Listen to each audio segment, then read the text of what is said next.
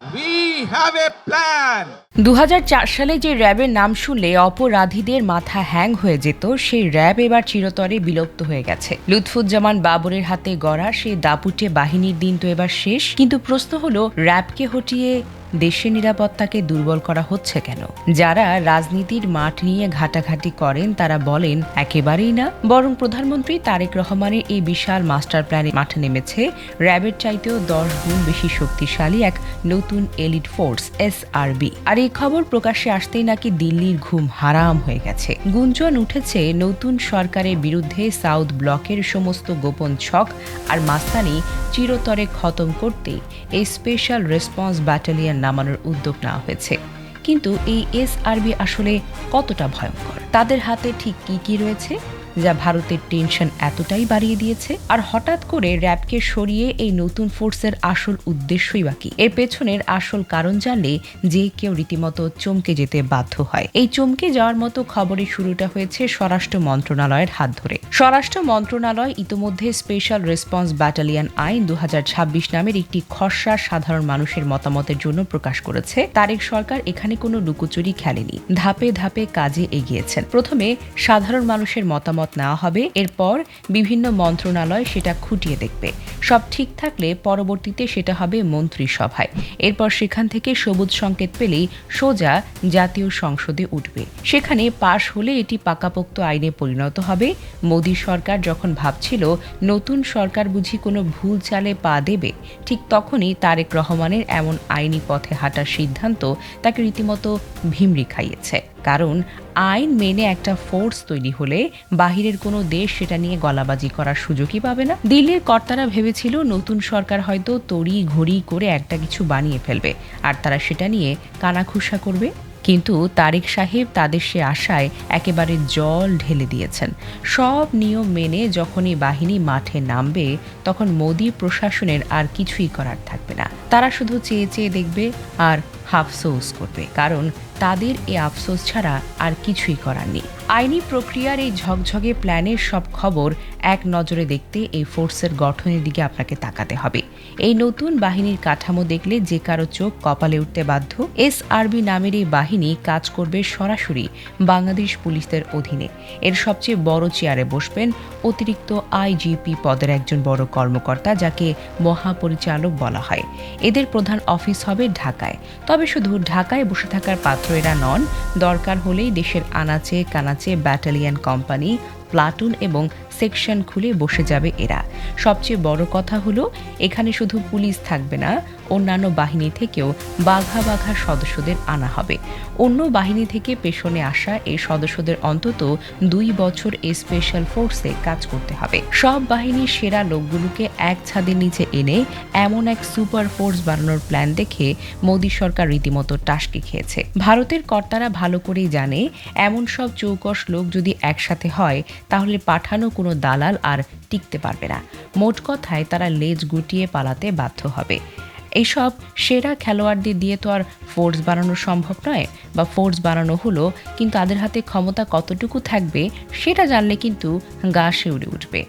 দেশের ভেতরের গোপন সব ঝামেলা মেটানো থেকে শুরু করে গোপন সব জোগাড়, এরাই হবে 1 নম্বর। দেশে বসে যারা বাহিরের দেশের হয়ে দালালি করে তাদের সাইজ করতে এই ফোর্সের হাতে দেওয়া হয়েছে বিশাল ক্ষমতা। সন্ত্রাসীদের আস্তানি গুড়িয়ে দেওয়া, অবৈধ অস্ত্রের মজুদ ধরা, মাদক কারবারিদের উচিত শিক্ষা দেওয়া এবং আরও জঘন্য অপরাধ ঠেকানোর পুরো দায়িত্ব হয়েছে তাদের কাঁধে। অন্যদিকে আজকাল আবার সাইবার অপরাধ খুব বেড়েছে। সে অপরাধীদের ধরে জেলের ভাত খাওয়াতে এখন জুরি মেলা ভার। আদালত, সরকার বা আইজিপির কথায় এরা মামলা করতে পারে, তদন্ত করতে পারে, এমনকি সন্দেহ হলে যে কাউকে তল্লাশি করে জিনিসপত্র আটকেও রাখতে পারে। দরকার হলে সোজা হাতে হাতকড়া পরিয়ে ধরে নিয়ে যাবে।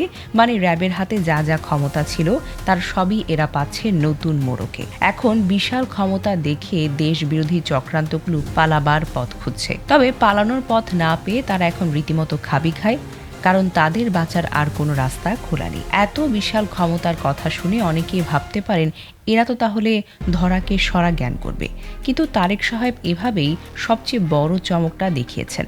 এই ফোর্সের জবাবদিহির জন্য এমন একটা সিস্টেম করা হয়েছে যা আগে কখনো করা হয়নি। খসড়া আইনে প্রথমবারের মতো একটি অভিযোগ প্রতিকার কমিটি বানানোর কথা হয়েছে। কোনো সাধারণ মানুষ যদি এই ফোর্সের কেউ ক্ষমতার জোরে মাস্তানি করে, হয়রানি করে বা খারাপ ব্যবহার করছে, তাহলে সরাসরি এই কমিটিতে নালিশ ঠুকে দিতে পারবে। এই কমিটির মাথা হবেন এসআরবির একজন অতিরিক্ত মহাপরিচালক, সাথে থাকবেন স্বরাষ্ট্র মন্ত্রণালয়ের লোক, পুলিশ সদর দপ্তরের বড় কর্তা এবং লিগ্যাল অ্যান্ড মিডিয়া বিভাগের লোক। আর সবচেয়ে বড় দামি কথা হলো, মানবাধিকার আর বিচার নিয়ে 10 বছর কাজ করার অভিজ্ঞতা আছে এমন একজন সরকার মনোনীত লোকও থাকবেন এই কমিটিতে। নালিশ পেলে এই কমিটি তদন্ত করবে, আলাদা দল বানাবে আর দরকার হলে কড়া শাস্তির সুপারিশ পর্যন্ত করবে। একটি জাদুকরি চালের কারণে ভারত বা বাহিরের দেশগুলো মানবাধিকার কথা বলে আর খবরদারি করার কোনো সুযোগই পাবে না। মোদী সরকার এতদিন মানবাধিকারের দোহাই দিয়ে যে ফাঁদ পেতেছিল, তারেক রহমান সেই ফাঁদ চিরতরে ভেঙে দিয়েছেন। এই দুর্দান্ত চাল দেখে নিন্দুকেরা এখন রীতিমতো টাসকি খেয়ে চুপ মেরে গেছে। তবে শুধু বাহিরের মানুষের নালিশ নয়, নিজেদের লোকেদের শায়েস্তা করার জন্য চরম কড়া নিয়ম রাখা হয়েছে। এসআরবির কোনো সদস্য যদি ডিউটির সময় নেশা করে থাকে কিংবা বড় অফিসের কথা না শোনে, তাহলে সরকারি অস্ত্র দিয়ে নিজের স্বার্থ হাসিল করা বা কারো কাছ থেকে জোর করে টাকা আদায় করে তাদের খবর আছে। এমনকি কোনো অপরাধীকে পালাতে সাহায্য করলেও চরম শাস্তির মুখে পড়তে হবে এই ফোর্সের সদস্যদের।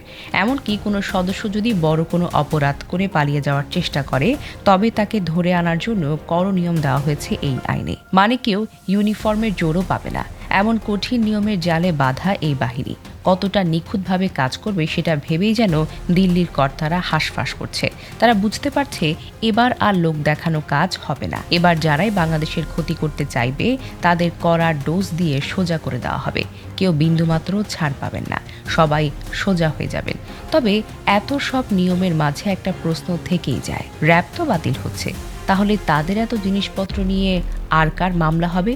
আর মামলারই বা কী হবে? এই খসড়ায় সেটিও খুব সুন্দরভাবে বুঝিয়ে দেওয়া হয়েছে। নতুন এ আইন যেদিন চালু হবে সেদিন র্যাবের সব গাড়ি, বাড়ি, টাকা পয়সা, লোকবল সব সরাসরি এসআরবির হাতে চলে যাবে।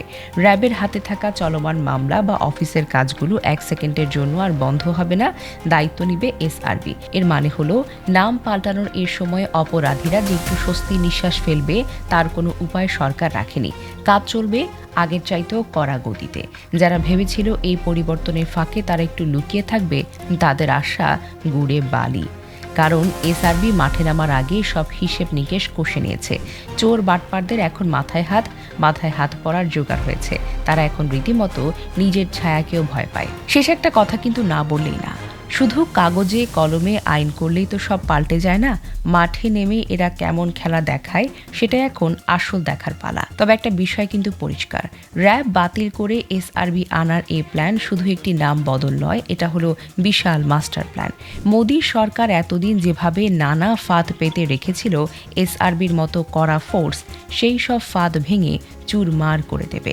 এখন শুধু অপেক্ষা, আইনটা চূড়ান্ত হবে কবে, নতুন স্পেশাল ফোর্স মাঠে নামে আর ভারতের সব দাদাগিরি চিরতরে খতম করে দেয়। দেশের মানুষ এখন বুক বেঁধে আছে নতুন ফোর্সের আশায়, আর দিল্লির কর্তারা প্রমাদ গুনছে কবে তাদের সব অপকর্মের দাঁত ভাঙা জবাব হবে। কারণ তারেক সরকার যে কাউকে ছাড় দেন না, সেটা এই এসআরবি গঠনের প্ল্যান দেখেই পরিষ্কার হওয়া যায়। আগামী দিনে দেশের মাটিতে আর বাহিরের কোনো দেশের দালালি চলবে না, বরং সবাই এসআরবির ভয়ে লেজ গুটিয়ে পালাবে। এটা এখন সবচেয়ে বড় সত্যি কথা।